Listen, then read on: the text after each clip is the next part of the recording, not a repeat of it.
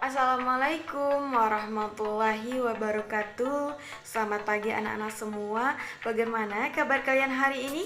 Ya, semoga kita semua selalu diberikan perlindungan oleh Allah Subhanahu wa taala. Ya, baik, kali ini Ibu akan menyampaikan materi mengenai teks laporan hasil observasi.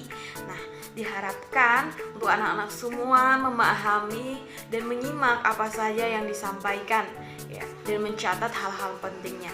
Karena di akhir video ada tugas yang akan kalian kerjakan. Nah, untuk materi yang akan kita bahas, yang pertama yaitu pengertian dari teks laporan hasil observasi, yang kedua adalah ciri teks laporan hasil observasi, dan yang ketiga adalah ciri bahasa yang digunakan dalam teks laporan hasil observasi. Langsung saja simak penjelasan berikut ini.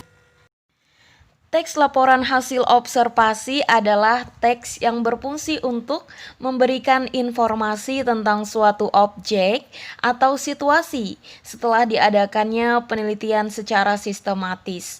Nah, teks ini menghadirkan informasi tentang suatu hal secara terperinci, lalu dikelompokkan dan dianalisis secara sistematis. Nah, isi dari teks laporan hasil observasi biasanya meneliti tentang benda, tumbuhan, hewan, konsep atau ekosistem tertentu.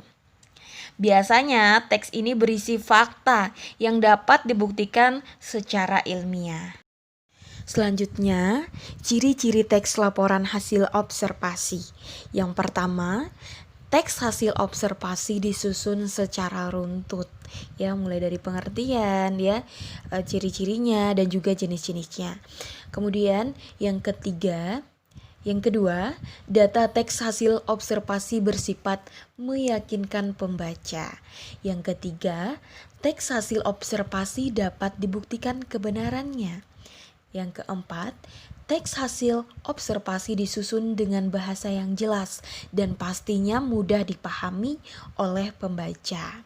Yang kelima, isi yang dibahas adalah ilmu tentang suatu objek. Yang keenam, objek yang dibahas bersifat umum sehingga menjelaskan ciri-ciri umum, ya, yang dibahas dari suatu objek. Lalu yang ketujuh, memerinci objek atau hal secara sistematis dari sudut ilmu. Nah, misalnya kita meneliti lidah buaya. Nah, kita mulai meneliti dari definisinya, klasifikasinya, jabarannya, ciri-ciri maupun jenis dari lidah buaya tersebut. Selanjutnya, ciri-ciri bahasa teks laporan hasil observasi. Untuk ciri bahasa teks ini terbagi menjadi 4. Yang pertama ada istilah. Istilah adalah kata atau gabungan kata yang dengan cermat mengungkapkan makna konsep, proses, keadaan, atau sifat yang khas dalam bidang tertentu. Nah, makna suatu istilah dapat dicari menggunakan kamus istilah. Kamus istilah yang dapat kita temukan misalnya kamus istilah ekonomi, kimia, biologi, kedokteran, dan politik. Nah, di sini Ibu akan beri contoh istilah biologi.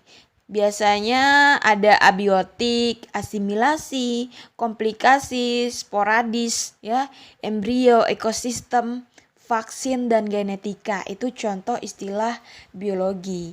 Nah, istilah-istilah ini biasanya yang mengandung pengertian, ya, atau makna.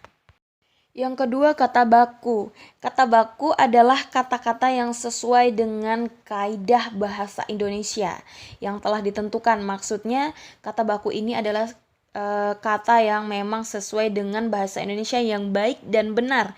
Nah, contohnya ada kata baku dan kata tidak baku. Yang pertama, kata baku analisis, dari kata tidak bakunya analisa. Nah, sedangkan ada kata baku imbau, kata tidak bakunya himbau.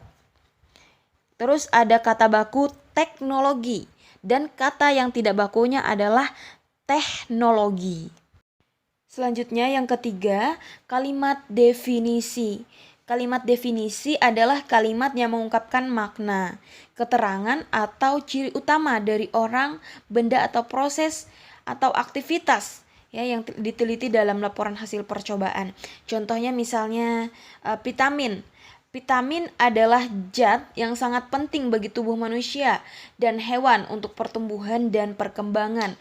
Jadi vitamin yaitu termasuk kata yang mempunyai pengertian. Jadi didefinisikan, dijelaskan bahwa vitamin itu apa. Ya. Kemudian yang keempat ada kalimat klasifikasi.